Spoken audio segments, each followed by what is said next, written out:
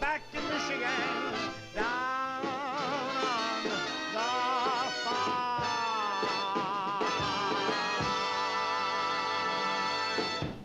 All right. Okay, fellas. Let's take a breather, huh? Take 5, guys. Well, how you like it, Charlie? Like it. Does a baby like candy? Oh, what a routine and what an opening it's gonna be. Hey, but tell me, where'd you get all those stories about Michigan? What are you talking about? I was born in Michigan. I thought you came from Toledo. I was raised in Toledo. I was born in Deerfield, Michigan. Oh, and I love that bit about how your uncle ran into the clothesline.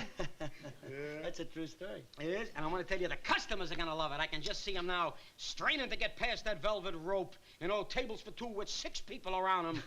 I can hear the happy cries of, waiter, waiter, more booze, more booze.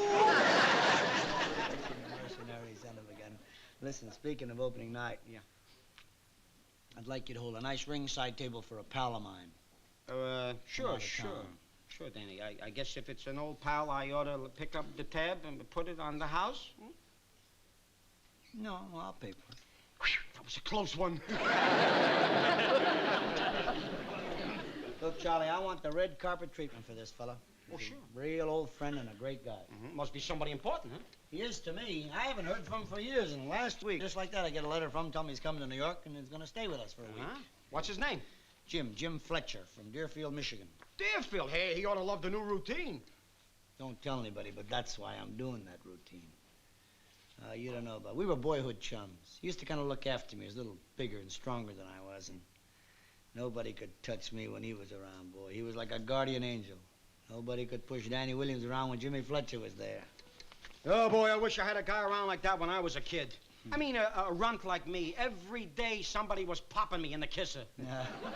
That's why from such an adorable baby came this.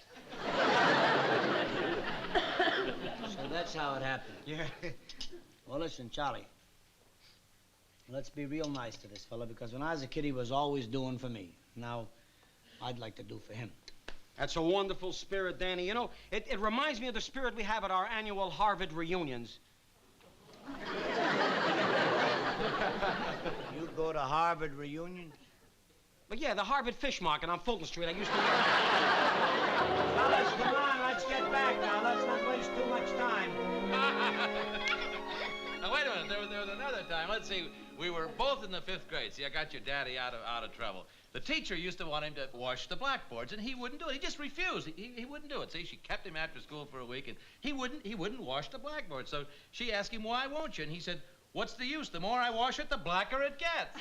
Oh, you had to be there. Oh, dear. Dad got into more trouble than I do. Oh, you bet. Hey, how about giving me some of these stories in writing? How about you going upstairs and getting busy on your homework? Mr. Fletcher will be here a whole week, and there'll be plenty of time for stories. Oh, gee. You have a whole stack of work up in your desk, so run along, scat. I'm going. He's just a chip off the old block. You know, I used to have to hold a club over your daddy's head to get him to crack a book. Yeah, you see, it's not my fault I don't like homework. All right. It's hereditary. Never mind. You go on upstairs. Go on. And you too, young lady. It's time for your bath. Okay. Can I use your bubble bath? Oh, I suppose so. And your cologne? I guess so. Boy, wait till you smell me at dinner. Oh, you know something, Kathy? They're wonderful kids. I'm so happy that Danny has such a nice family, and he's got all this. It's wonderful. You're pretty fond of my boy, aren't you? Well, he's like the kid brother I never had. But you see, I sold my hardware store. I had nothing to do back home. I don't have much family, so I thought I'd come east and see what trouble the little son of a gun had gotten into. You know, help him out. Oh, well, fortunately, Jimmy doesn't need help anymore. Oh, I've known him a lot longer than you have. He always needed my help in the past, and I'll bet it's no different now. You have known him a long time, haven't A you? long time. I used to tie his shoelaces. Well, I have good news for you. He can tie his own now. Well, I may sound like a mother hen, but you want to know something? When we were kids, see, he used to follow me around so much that we gave him a nickname, Shadow. You call him that, son, Shadow. Oh, I know he thought the world of you. He never stops talking about you. Hey, Jim. For crying Oh, out my loud. shadow! How are you? Oh, you little Strong as an ox. How are you? My goodness gracious. What are you doing here? I was supposed to pick you up at the airport tonight. Well, I caught an earlier plane. Well, why didn't you wire me so I could pick you up and drive you in? Look who's driving me in. I used to lead him along the street by his little hand. Ah, you little son of a... Here, let me look at you. Hey, turn around. Oh, what's the matter? Well, you look terrible. What? Well, you're all skin and bone. Oh, he weighs 175 pounds. But it's all nose. You cut that out. Gee, you're a sight for sore you look eyes. good, Jim, yourself. how are you? Just fine, Daddy. How's the old gang? You ever seen any of them? The old gang, let's see, I saw Joe Zimmerman. You mean show off? Yeah, I saw him just before I left. Gee, I'd love to see those guys again. Yeah, great bunch. The old gang. I bet they're all bald-headed and toothless. Oh, honey, what makes you think that? That's the way they were when I left. Hey, listen. We got to fatten old skin and bones up. I'll tell you what, I'm going to take you to the best steakhouse in town. Going to get you a steak. Remember like that? Will you stop in Deerfield? rattling your Wait. teeth and sit down? You're not taking anybody anywhere. You're a guest, Dad. This is my town. You're not taking. We're going to take you. Well, now, wait a minute. I insist. I got Now, Jim, sold shame of yourself. What do I care? Keep your hands out of your pockets, will you, please? Your money isn't good in New York. Where we take him tonight? How about Stork Club? Oh, it's a good idea. Good for a starter, anyway. Stork Club. That's right. Hey, the little shadow is standing pretty tall there. Well, Oh, you little son of a gun.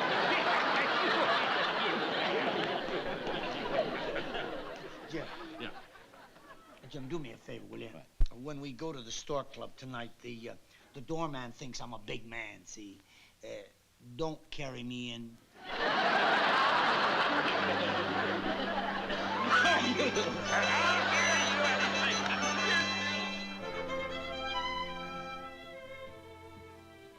Good morning, Kathy. Oh, good morning, Jim. You're just in time for coffee. Oh, good. Is, Danny up yet? Oh, yes, he is, but he's still shaving. That's fine. I want to talk to you about, last night. Oh? I got a load of some of those tabs he picked up. The money. Wow. Oh, well, it was a very special occasion. Well, I know, but the way he passes out those tips, our boy's headed for trouble. I'm going to have a little talk with him, help him out about managing his money. Now, I could advise him about some good investments. Oh, sound. I'm sure you could, Jim. But, he has a business manager now who takes care of all those things. Oh. Yeah, well, it's, nice to have someone you can rely on. You should know. I can't count the times he's told me how much he relied on you for everything in the old days. Yeah, the good old days. Excuse me, madam.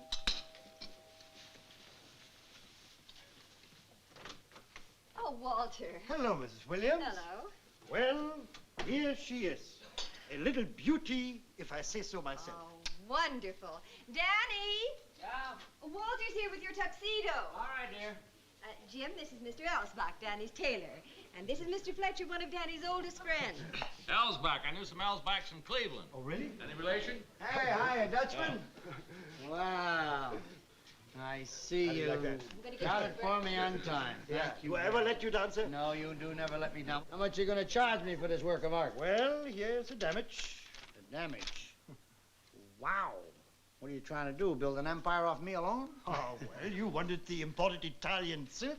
Yeah, but I have to pay the passage, too? Okay, Walter, I'll just have to hock the furniture and put my wife to work and sell one of our kids, but I'll pay you. Walter, thank you so much. I know it was short notice, but you did a great job. Thanks a lot. It's always a pleasure, Mr. Williams. Hey, just a minute, you. Are you kidding with this bill? Jim, it's really all right. No, it's not all right. I don't want anyone taking advantage of my buddy. What, you got him pegged for a sucker? Really? Walter, excuse me. Jim, believe me, it's okay. It's really quite fair. I was only ribbing. Wait a minute. You think this is fair? Come Yes. on, Danny. No. Give him back the suit. But what? I can get you one for half the price in Deerfield. What? I know a little tailor there. He won't be so skimpy with the material. Give you nice wide lapels, you know? I don't want to give it back. I'm perfectly happy with that suit. I That's know, all. but Danny, he's trying to rook you. You're not going to get away with it. I'm here to help you. Remember, like Jim, I will used you to? please cut it out? I don't want you to help me. Yeah, but Danny, you remember... Oh, Jim, stop already, for heaven's sakes. Look, I can take care of myself, pal. I'm not a kid anymore. Yeah. Yeah, you're not a kid anymore. Yeah. Jim, look, buddy, you just don't understand. I mean, I'm in show business. I work before the public, don't you understand? And I've got to look good, and this man is a great tailor. It's worth a few extra bucks to look your best, don't you see? Danny, Yeah. do you have a little time? Yeah, sure. Why don't you come down to the shop with me and pick out material for your new full dress suit? See, that's a real good idea, Thank you. Walter. Let's run down and do that. Thank Hey, you want to go for a little ride, get some fresh air? No. I'll wait here. Oh, Sorry you didn't like my suit. Well, it's... I don't mind him, Walter. What does he know about good material? See that suit he's got on? Congress sent him a package of seeds, and he grew it himself. Isn't that right, Jim? Yeah. See you later, buddy. Right.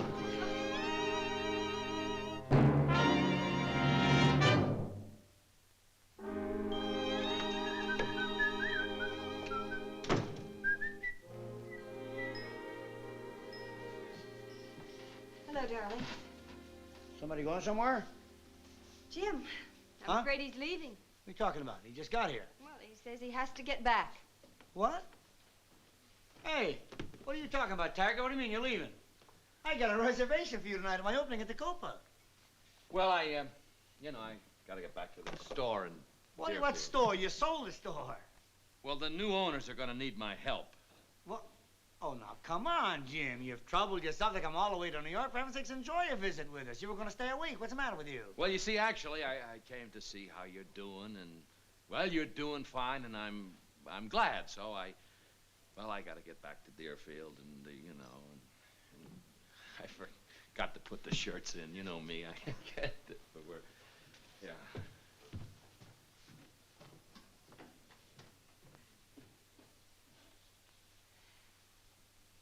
Johnny, did I say something to offend him?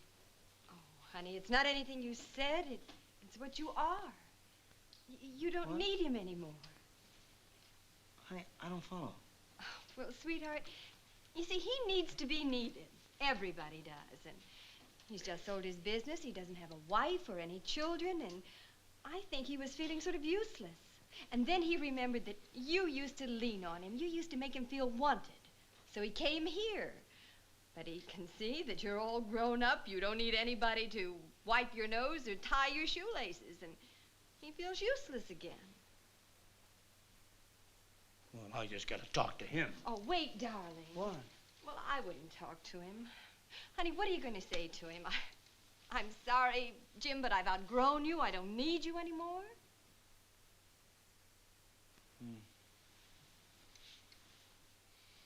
Golly, this is awful. I wish there was something I could do. Well, I'm afraid there's nothing you can do unless you can think of some way that he could help you. But I don't need any help. How do you like this for hard luck? Everything is going fine. See, if I was only in some kind of trouble, if I had a problem. Anybody home? Hi. Danny, I love you. I love you madly. I love you too, John. We're sold out for tonight. We're sold out tomorrow night. We're sold out for the night after. We're booked for the next 2 weeks solid. That's Nice. That's all he can say. Everything is wonderful, beautiful. Things couldn't be better. You know, it'd be a lot better if things were worse. What's with this guy? He's been taking his temper pills? Charlie, I'm in trouble. I need a problem. You need a problem? Well, after all, I'm your buddy. I'll stop payment on your checks. Is that enough of a problem for you, huh? Make you happy, huh? Hey, I know you got it. I got it? I got what? You mean you really want me to... Oh, he's sick. He's sick. Honey, that'd work. You know that? What? Charlie, you gotta fire me. You are really sick. I mean, why should I fire you? I love you madly. Keep your mouth I quiet. think- Will you keep it down? What? I don't mean you should really fire me. I mean, will you come into the kitchen, What are you Kathy? talking- No, I got a plan. Listen, Kathy, this is gonna work. This is gonna be good. Listen. No, I'm sorry, Danny, but that's the way things go sometimes. But how can you do this? All right, forget about me, but think of my wife. Wife? What are my children? Children? That's the way you are. After all we've been through together, where's your loyalty? Loyalty? Will you stop it? Okay. But let me tell you something, Charlie Halper. That's the dirtiest, most underhanded thing anybody ever did to me.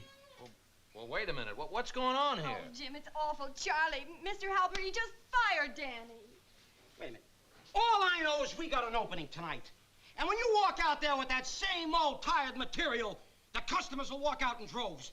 And you know what'll happen? The way it'll get around, we'll die. Oh, but Charlie. No, but Charlie's. I got my business to think of. I'm calling in Milton Berle to take up... Milton Berle? Milton Berle. Milton Berle? Milton Berle. Milton Berle? Yeah. Oh. There's a guy on his toes. You think he's satisfied to come in and do the same old material day in and day out? No. He goes out and steals new material.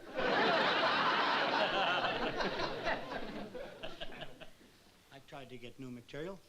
You liked that story about Deerfield, didn't you? Yeah, the Deerfield story, that was good. See, now that they like because it's true to life and it goes back. Yeah. More of that stuff. What more? I tried to dig up more. I can't remember anymore. Must be tons of material about the things that happened in Deerfield. But Wait a minute, Danny. You mean like the time your uncle ran into the clothesline and... For goodness sakes, how'd you ever remember that, Jim? Well, I remember everything that happened in Deerfield like it was yesterday. I got it all up here. You really? Sure. Well, Danny, Jim, I've got a wonderful idea. what's that, dear? Well, honey, Jim remembers everything that happened in Deerfield. That's right. Oh, Jim, maybe you could write it down for Danny. Well, yes, sure. Oh, Charlie, give Danny another chance. Please let him go on tonight, please. Well, I don't know. Now, you sure you can remember enough stuff to get this guy out of the jam he's in? Oh, sure, I know I can. Well, all right, I'll give him a chance for tonight. Oh, Danny, isn't that Oh, wonderful? that's great. But I'm warning you. If you don't come up with some new zingers, in comes Uncle Milty. Oh, Charlie, you're a doll.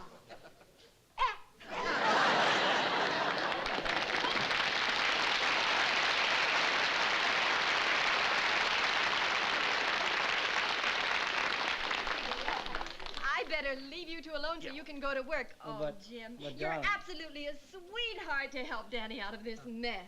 But darling, Huh? he can't help me. He's leaving. Oh, well, wait a minute. You think I'd leave at a time like you don't know Jim Fletcher? No, sir. Kathy, you go get some pen and some paper, and you and I are gonna go to work like the good old days. Are you little son of a gun? Ah, we're gonna go to you be a And you know, when I stop to think of how we city folks raise our kids and how we were raised in the small towns of our country, oh, I want to tell you that's really something. Do you know that my boy is chauffeured to school? That's the truth. His mother drives him to school every morning. We live 2 blocks from the school. 2 blocks, she drives him to school. When I was a kid in Deerfield, you had to walk 4 miles to school. 4 miles through snow and sleet and slush and blizzards and driving winds. 4 miles. That's why I never went.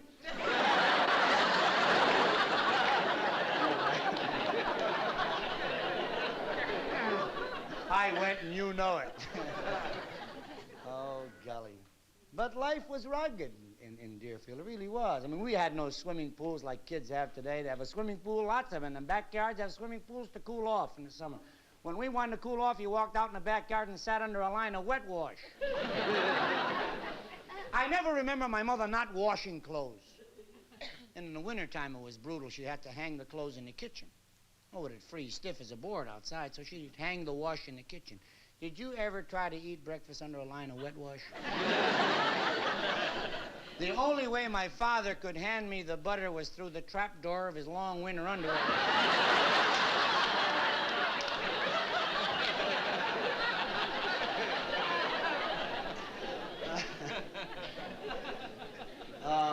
wonderful place. I haven't regretted it, I'll tell you. The training was good for me, real good. I'd like to go back someday. See these wonderful people who live in such a sweet pace. There's no hustle and bustle, and these people don't get sick. They're sturdy. Most of them are Dutchmen, great tillers of the soil. They don't know from catastrophic diseases or wonder drugs. You know, there have been only 2 deaths in the past 27 years in Deerfield. Just 2, the doctor and the undertaker. They starved to death. These people don't get sick. My grandfather, Jake, lived to 107 years of age. Never took a vitamin pill. Never saw a doctor. Lived to 107. I don't know what he died of, but I guarantee it was nothing serious. It was beautiful. As I say, the pace was slow. They didn't have the tranquilizer pill blues, if you know what I mean. People in big towns, I read in a magazine not so long ago, there's a survey, and they claim that there are more tranquilizer pills sold in big cities than candy. That's why psychiatrists are doing such a big business. Well, you walk down Park Avenue. Go down Park Avenue anytime. You'll see how many psychiatrists there are. There's no more other offices, no real estate, no nothing. Just all psychiatrists. Every building is loaded with psychiatrists. They got signs hung out in front of the place, 5 couches, no waiting. One guy's got a sign, heads picked up and delivered. One doctor was walking down the street with a couch on his back. I said, where are you going? He said, it's a house call. And what prices they get, and heaven help you if you don't pay your bill on time. They make you crazy again. Not me, they don't get me. There's no psychosoma with me. I'm a small town boy. When I'm sick, I don't think I'm sick. I know I'm sick. And I go to a regular doctor on Park Avenue. Then I go to a psychiatrist. But then I need one. Ever been to a society doctor? They give you the world's fastest treatment. I said, Doc, it hurts when I do that. He said, don't do that. I said, come on, Doc, stop fooling around. I get a pain in my left leg. It's killing me. The calf knots up. Charlie horse. He said, it's nothing. Sign of age. $20, please. Sign of age? Big medical genius. I got news for him. My right leg is just as old as my left leg, and it don't hurt.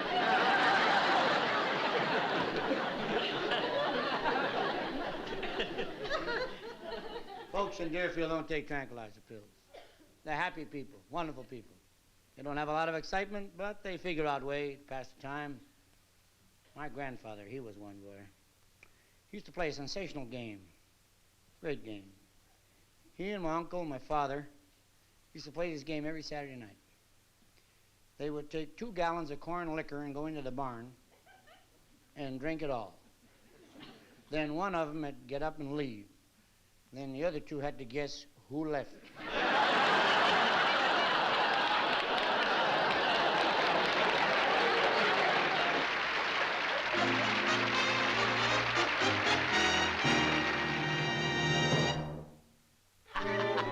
Oh, you should have seen Jim when he left. He was on cloud 9. He felt personally responsible for Danny's success. Ah, It's true. I suppose he thinks I'm the #1 heel of all time, huh? He doesn't like it all. He said to me, why do you work for him? Work for somebody who appreciates your talent. Then he runs to the phone, calls Lamartinique, and tries to get them to give me a better deal. Oh, that's funny. That's very funny.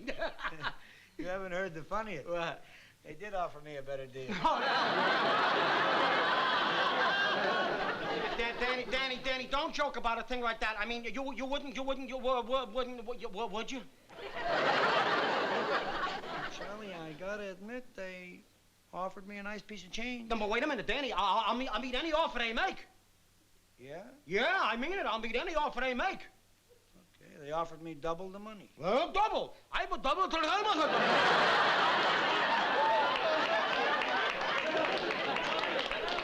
I was only fooling. It's just a joke. It's just a joke. I was only joking.